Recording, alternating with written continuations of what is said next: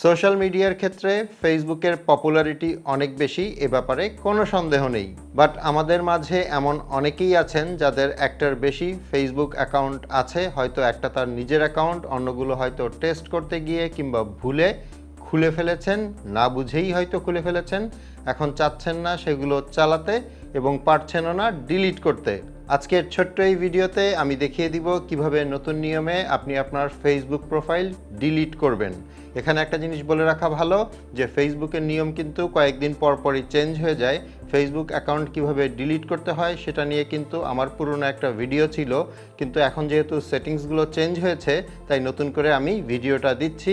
হয়তো এখন আপনার এই ভিডিওটা কাজে নাও লাগতে পারে, কিন্তু আপনি যদি জেনে রাখেন কিভাবে ফেসবুক অ্যাকাউন্ট ডিলিট করতে হয়, কোনো না কোনো সময় আপনার কাজে লাগবে, কিংবা আপনি হয়তো আপনার বন্ধুবান্ধব কিংবা অন্য কারো যদি দরকার হয় সেক্ষেত্রে তাদেরকে হেল্প করতে পারবেন।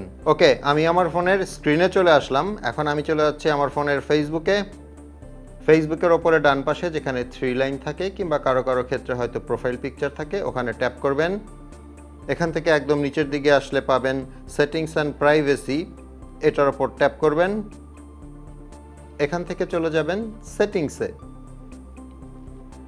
এখন একদম ওপরেই দেখতে পাচ্ছেন একটা নতুন সেকশন অ্যাড হয়েছে, যেটা কিন্তু আগে ছিল না, যেটার নাম হচ্ছে মেটা অ্যাকাউন্ট সেন্টার।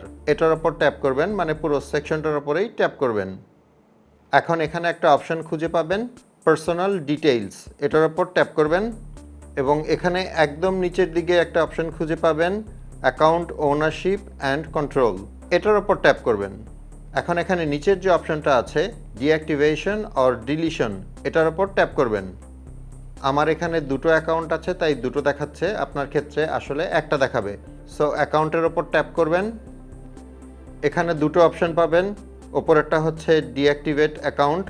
আপনারা অনেকেই হয়তো জানেন কিছুদিনের জন্য যদি আপনি আপনার ফেসবুক আইডিটা একটু অফ রাখতে চান তাহলে এই ডিঅ্যাক্টিভেট করে আপনি রাখতে পারেন। সো সেক্ষেত্রে আমি যাচ্ছি না, আমি যাচ্ছি পরেরটাতে। নিচে যে অপশনটা আছে ডিলিট অ্যাকাউন্ট, এটা আপনি সিলেক্ট করে দিবেন। এরপর নিচে যে কন্টিনিউ অপশনটা আছে এটার উপর ট্যাপ করবেন। এখানে বলা আছে যে ফেসবুক অ্যাকাউন্ট ডিলিট করলে এটার সাথে রিলেটেড যাবতীয় সব কিছুই কিন্তু ডিলিট হয়ে যাবে। সো আপনি এখান থেকে কন্টিনিউ যে অপশনটা আছে এটার উপর ট্যাপ করবেন এবং আপনার কাছে জানতে চাবে কেন আপনি ফেসবুক অ্যাকাউন্ট ডিলিট করতে চাচ্ছেন। আপনি যে কোনো একটা অপশন সিলেক্ট করে দিতে পারেন। আমি একদম ওপরে যে অপশনটা আছে সেটা সিলেক্ট করে দিচ্ছি।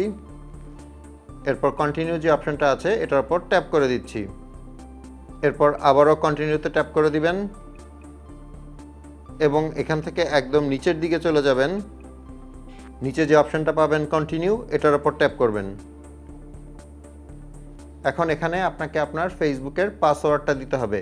এটা সবসময় মনে রাখবেন, আপনি যদি পাসওয়ার্ড না জানেন তাহলে কিন্তু আপনি কোনো ফেসবুক অ্যাকাউন্ট ডিলিট করতে পারবেন না। সো আমি পাসওয়ার্ড দিয়ে দিচ্ছি।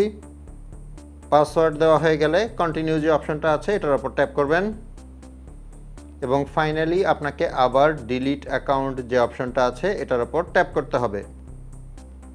এখন আমার ওই ফেসবুক অ্যাকাউন্ট ডিলিট হয়ে গেল।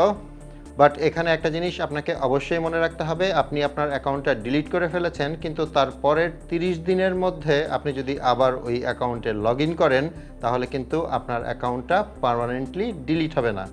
আশা করি ভিডিওটা আপনাদের ভালো লেগেছে। যদি ভালো লেগেই থাকে তাহলে একটা লাইক করে দিবেন। আপনাদের সাথে আমার দেখা হবে পরের ভিডিওতে ইনশাল্লাহ। সে পর্যন্ত সবাই ভালো থাকবেন। আসসালামু আলাইকুম।